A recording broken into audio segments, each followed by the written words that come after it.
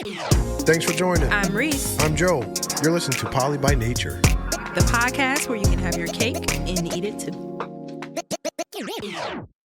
Welcome back. We are on to episode number 2. And today we're discussing, what are we talking about today?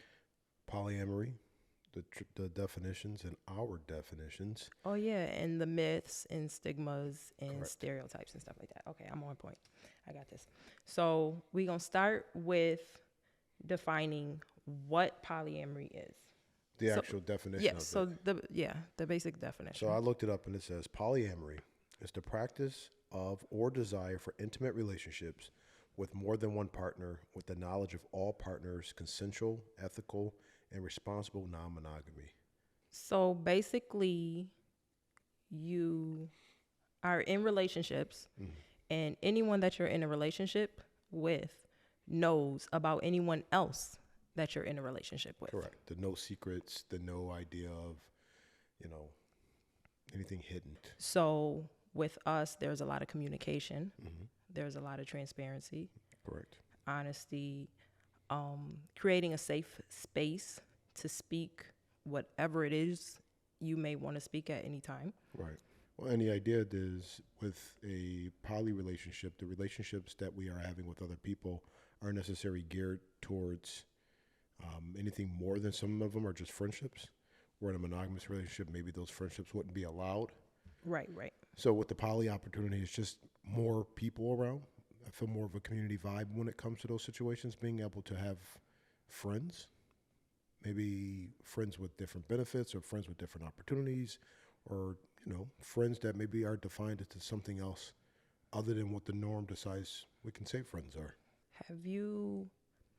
Have you had an instance where you've brung up you being poly and someone just has like this idea of it that just seems a little outlandish? I think that when you speak it to certain people, and I'll just start at the top, when you speak it to men, straight hetero men, and saying, hey, I'm poly, the idea is like, man, that's pretty cool, because there is the notion that I can kind of go out and be with every woman in the world and not have to really, do anything. I can be the superstar guy and just live this lavish fantasy of a life.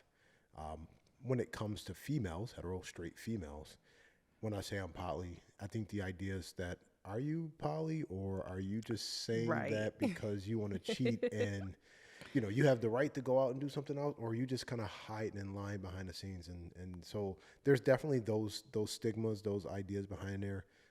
Just trying to dispel some of those ideas and myths that people believe, like maybe even trying to like entertain the idea that I'm poly, so maybe you can trick somebody into this relationship idea of like, well, he said he was poly when he started, so if he's cheating on me, that's his way of going about things. I was thinking about the family aspect of it. My stepmom, when I talked about poly, she's, just for reference, Jamaican and born on the island and came here. But when I talked about it to her, her first thing was, it's not a big deal. It's about happiness. And she immediately said, and Reese should have a couple friends. And not even about me. Like she just immediately thought like, yeah, Reese deserves some friends. And then when I was like, oh yeah, me too. And she's like, yeah, I don't care about that. And so it was that idea when you see someone a little bit older, just kind of saying, okay, I get it, I understand it. And then in the reverse effect, I've had some family, a little bit older family members that are kind of like, man, is that fair to Reese? Is that, is she sticking around because she's afraid to leave you, or, why would you hurt her, kind of thing of that nature. So it's interesting to think that some dynamics of poly are perceived by people as like, okay, he's finding happiness. Bad. Yeah. And then the other people are like, oh man, they're just together because they're afraid to be apart, and they're going to be toxic to each other secretly, doing these things behind each other's back. I think I've only had a conversation about it with one family member, and it wasn't a big deal because it was my sister, and right. It wasn't a big deal at all. We were just talking about it. Like, oh my God. We just had a conversation about it. But nobody was like, why are you doing this, or like, right. There was no questioning of it. I've had some conversation with some men since we've announced that we were doing the podcast, and since I've been posting stuff on my personal page. And I've gotten a lot of questions basically mostly on how does it work. Right. Like, so you get to have boyfriends. You got a boyfriend, he got a girlfriend. So, you know, y'all spending the night over other people's house. Just spend the night bag ready. Spending the night. And like, how do you balance time? And what about jealousy? And okay, what if his girlfriend catches feelings for him? Like, just genuine questions. Like, they're literally curious and somewhat interested Right. in the idea of it. Well, yeah, because the idea would be, hey, I can have that person in my life, right? But then I don't have to commit to certain situations, because some people associate poly with the motion of not committing, right? This idea that I can be in a relationship, but I don't have to be committed to you and honest to you and respect. Because you're poly. Because you're poly. Like, Yeah. it's this free for all that you can go in there. So it's like, oh, so people who may be asking are like, oh, so you can come over real quick? Like, I don't even, like, you know, they would assume that, like, hey, we don't have to build a friendship or relationship. Like, it's like automatically like right to the, oh, hey, so come over and have sex with me. Like, if your man's cool with it, can come through. Or if your female's cool with it, then come through. Versus, hey, we're trying to build sustainable relationships. We're trying to build a foundation of growth and just this real love where we ain't looking for the one night stands, and we're not looking for the quick hit and quits. So I had another conversation with a person, which was like the complete opposite. This one, a guy too. I mostly talk to guys. Right. And I mostly talk to females. So this guy was like, well, that's weird. Yeah. What's that, like a cult or something? You brainwashed. Yeah. Well, so he just can cheat on you. Like, that don't make no sense. Right. Because some females, like, when you tell a female that, if I approach a female and say, oh, hey, have a conversation, and I'm poly, and it's like, oh, yo chick dumb? Well, right. What you mean she dumb? Well, like, she gonna just let you go out there and do that? Like, she gonna let you go out and cheat on her, and she just gonna accept that? Like, what's so good about you? And I'm like, that's not the actual idea in there. That's quite the opposite of what we're doing in here. And so when you hear from a male or female perspective, there's this idea that one of us has to be just allowing the other person to do something. Right. Like, we're just accepting less because we want to just stay with that person. And we're giving up our morals and our values to then say, it's okay for you to go out and do whatever you want as long as you don't leave me. That's not real. And it's unfortunate, because in some monogamous relationships, that still happens. There's a lot of people in monogamous relationships who know their spouses are cheating, but kind of sweep it under the rug or don't talk about it. There's no real communication about it, and it's just an embarrassing thing. So when you have that conversation about a man, hey, I'm going to go out and have a female friend, people are like, oh, man, she must be at home just knowing that she's getting cheated on and knowing that, you know, he's out here doing this or that. And yeah, that's not the case. So what we're going to do is dive into specifically some of those myths and stereotypes, stigmas, whatever you want to call them. Just the things that people assume quickly when they hear polyamory. So the first one is basically that it's cheating. Right. So the idea that we aren't being honest to each other and that we have this like hall pass to go and do whatever we want. Hall pass, basically it. So it's the idea that you're allowing someone to cheat. Right. But it's not real, because no one's being allowed to do anything that isn't completely spoken up front. Right. That's not completely agreed upon. And cheating, go ahead. No, I just think that, like, the word cheating just comes from a word that just says, like, we're doing something bad. Right. And we're hiding. And, like, I think of cheating, and, like, think of it as in a game. Like, if I'm cheating in the Monopoly, I'm hiding money behind my pockets, or I'm doing something that cheats the system. We're not cheating the system. Right. And cheating kind of sounds like lying, like you said, hiding, mistrust. Trying to get away with something, basically. Sneaking. Creeping. So on top of that, another one is that there is no cheating in polyamory. Correct. And there definitely is cheating in polyamory. Cheating in polyamory. Very much so. Because there's an agreement that's preset. Hopefully, if you're poly, everyone has this conversation and you agree to things to say, hey, here's where I feel comfortable and here's what the line is. And monogamous or poly, if the line is set by everybody involved and one person seems to want to say, hey, I'm just going to slightly step over the line, that's cheating. Right. You know, there's some things that we discuss and say, hey, we don't feel comfortable with this yet, or we don't feel comfortable with, you know, these situations yet, or hey, go as far as this. If we're all having those honest conversations and saying, okay, I respect that, I can live with that, that boundary is set, then that's fine. But if you cross the line on that boundary, no matter what kind of relationship you're going to call it, it's cheating. Business, personal, anything like that. Like in monogamy, you set up your own boundaries. Right. So you in a monogamous relationship, sexting may be cheating. Sexting as in like flirtatious flirt text. Through text, yeah. Okay. Flirting with someone could be cheating. Watching porn could be considered cheating.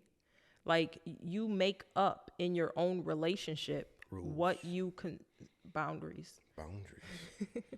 You make up what you consider cheating to be. So when you're in a polyamorous relationship, together with your partner, you make up what you consider cheating to be. And if those boundaries are crossed, then it's considered cheating. So yes, cheating does happen in polyamory. And another misconception is that you have to be part of the LGBTQ community, meaning you have to be gay or bisexual to be poly. And I think that I see a lot of that towards women. Right. Because it's like, okay, there's a guy, he has these two women, they're bisexual. Right. Because that's what, when I first looked up poly and what it looked like, what it should or could look like, I seen a man, two women, French kissing, and just like having his time. And I'm like, oh, this is what poly means. Now in my world, I'm like, this is exactly what I would love to see every day. But I also realize that is a situational relationship, meaning everyone in that part has agreed, okay, we should be a triad. We should be a closed triad or somewhere in that nature that makes sense. That's the one thing about poly that I love is no one poly fits everybody the same. No.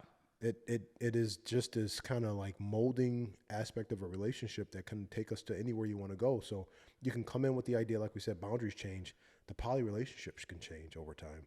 There could be these ideas that, hey, when we get into it, we want to maybe walk this path. But as we're starting to walk that path, we could realize, you know what, I really like what that looks like over there. Next one is that if you have multiple partners, that you love one or more of them less. Gotcha. Like a hierarchy type system that will come in there. And I don't know if we're at the point of explaining relationships yet, but it's kind of like that you have to have a main person, or you have to choose who you love more than this one. Or say if take us two, if you're seeing someone else, it's because you love me less or something like that. Like right. You have to divvy up love. Well, yeah. And there was a great video I watched the other day where somebody had said, the young lady had said, if he has a sister, he can't love, he has two sisters, he can't love his sisters the same. And if he has parents, he can't love his parents equally. So why would I have to then choose, if I'm with another partner and why do I have to choose who to love more? Right. Right. Why does there need to be like a level of percentage of love? Like, I love her 80%, I love her 20%, versus just love, right? I was thinking about the family dynamic real quick, and I just want to touch on this one because we don't speak about this, but what was the motion or the conversation that you had when you told your kids that you were poly? How did you kind of like go over the kids? I don't remember that conversation. Because I think our family, they know. Our family is extremely fluid. Like, I think we have a pretty good dynamic when it comes to just conversations. So having the kids understand poly now, and maybe even in the past, maybe just seeing more of that relationship kind of grow and bud into what it is. I don't think our kids question much when it comes to like poly and life like that. It's not like, even when I don't think they care. When I have friends over, I'm like, this is just a friend over, and it's not much of a question mark of like, who is this? Okay, so another one is that it's all about sex. And I think we kind of touched on this a little bit, did we? Right, we did a little bit, but it is not all about sex, because every relationship that we have starting are friendships. Right. Right? It's not like we walk up to a strip club and we're like, we got to pick one up tonight. Like, and I respect people who do that. There are poly couples who are like, listen, we're not looking to get a stable person, but we want to have that opportunity to have fun. Do that. I'm not knocking that. I don't care about that. I wouldn't mind it every once in a while, but. Duly noted. So do you feel like with poly that we are having a lot of orgies? Because that's a rumor and a myth that seems to be out there, that we are having a ton of sex. Yeah, that's another one that you have a lot of threesomes. Mhm. You have a lot of wild, exotic sex. Yes. And what do you think? Have you had a lot of those experiences? I've had a few experiences in life, but that's not the reason why our poly is our poly. It's not necessarily about this wild, kinky sex life. Um, But no, it's not all about threesomes, foursomes, no, a whole bunch of sex. for us, it's not. It is what you make it. So if you wanted it to be that, Then and all parties are consenting and all for it, then do it. go for it. Have some fun. Definitely. Let's see. Another myth that I have is did we do the jealous? I don't know if it stayed recorded, but we did kind of talk about jealousy. But jealousy well, I guess there is the myth or rumor that you can't be jealous or you aren't jealous. The thing is, and I get this from women, is that, oh, I can't be poly because I'm too jealous or I'm too stingy. Mm-hmm. Like, I couldn't do that. Same with men. I think that in monogamy, we kind of normalize jealousy. Correct. Whereas in polyamory, you have to deal with your jealousy. Like, you have to meet that head on and figure out why you're even jealous in the first place. Like in the monogamous world, I love the jealous female because it just was like, oh, jealousy is love. Yeah, because you equate jealousy with love. Like, oh, she crazy. She jealous. She cares. Right. And if you like with somebody who don't care in the beginning of monogamous, you're like, you don't care that I have friends? And it's like, oh, well, you mean you got friends or you're doing something behind my back. But jealousy is ever present in all relationships when it comes to monogamy or poly. It's about how you deal with those jealousies and those insecurities to be able to have that conversation in there. A lot of jealousy is just set in a situation where maybe you're not having a conversation about maybe something that makes you feel uncomfortable. And so it comes across as jealous maybe. And instead of just being jealous, you can just say, this doesn't feel right. I don't care if you spend time with somebody. I don't care. Yes, you do. Don't do that. Wait. I don't care if you spend time with somebody. I don't care if you're hanging out with somebody. I don't care if you like somebody. It's like my jealousy was like, who touching you, who hugging on you, maybe more of the physical part of it than it was. You are jealous of the other things. Maybe not as much. Right. Maybe. But I don't necessarily get jealous that you're out having coffee and hanging out with somebody. That's not a jealousy in me.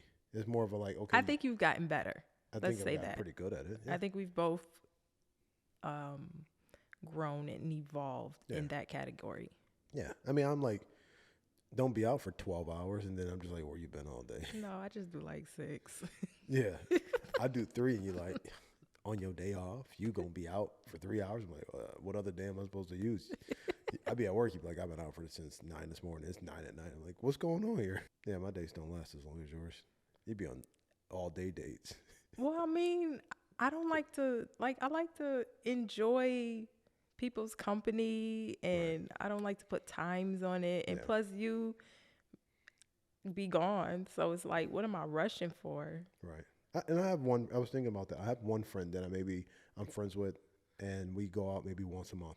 But when we go out, we hang out for 3 or 4 hours. And it's like a walk and some coffee and some lunch and a conversation. And it's just, right. And then so I had to be mindful of the timing of how that made you feel. Because at one point, I think we did that before. And I came home and you're like, we were gone for 4 hours. I'm like, yeah, but I haven't seen this person in a month and a half or 2 months. So I just kind of got caught up in the talk of it, where I just had to learn that kind of that nuance sense of, there's a line that you let me walk. Like I can't be gone. Well, now you can stay out as long as you want. Right. In the beginning, that wasn't necessarily the case. No. It was like, be back in 10 Yeah, minutes. because it's like things are new. You got to like baby step into it. You got to get used to it. Like if all of a sudden, we're poly and you find a friend and all of a sudden like you gone for 8 hours. It's like, this is new. Let me get used to it. Right. And I guess in the real world of poly and in multiple relationships, the idea of what happens when, your partner has gone out with someone and you're actually at home or you're there thinking about it. What do you do? Like, what's an everyday thing that you can do to get better at like separation of space and time? Well, I just chill now. Like, I feel like I enjoy my space now. Yeah. I think it definitely used to be something I'm like, well, I wonder what they doing. Right. Like, I wonder where they go? Like, where did they go? Where did he take her? Like, right. I want to know what's going on. Right. Like, You better not be at our spot in our booth eating our food. but now it's just like, I think I've said it a few times in the past couple of weeks. Like, dude, you need a girlfriend. Yeah. Like, I mean, I do okay. I'm good. I'm holding up the spot, but like, you could use a little different scenery. Yeah, and sometimes I think I get so into business of work and things of that nature. In the routine of everyday life that it's just like I don't have the effort or the time sometimes. And so this is going to be a great episode. One of these episodes is going to be titled "You Need a Girlfriend," so we can go deep into the idea of hearing your spouse say, "Go find somebody for a moment while you're here." That's in a whole nother conversation. Those are just some myths that we know of, but I'm pretty sure there's going to be a lot more that people will say, well, I've also heard this. So we encourage those conversations, encourage you to kind of ask some questions to us, because we love to kind of dispel any myths or rumors that you guys can tell us that maybe we haven't discussed. Especially with the topic just becoming more popular. And people being more curious about what it actually is. At the end of the day, poly is what you want it to be. Right. Poly is what you want it to be. And if you're in a relationship, it's what you and your partner want it to be. Our perspective is more from a long-term couple who are then transitioning from monogamy into polyamory. Correct. Poly's like water. Just let it flow. Let it flow like love and water. And that's our show for today. Thanks for listening. Hey, thanks for listening. Be sure to like, share, and subscribe. And connect with us on social media. You can find our links in the description.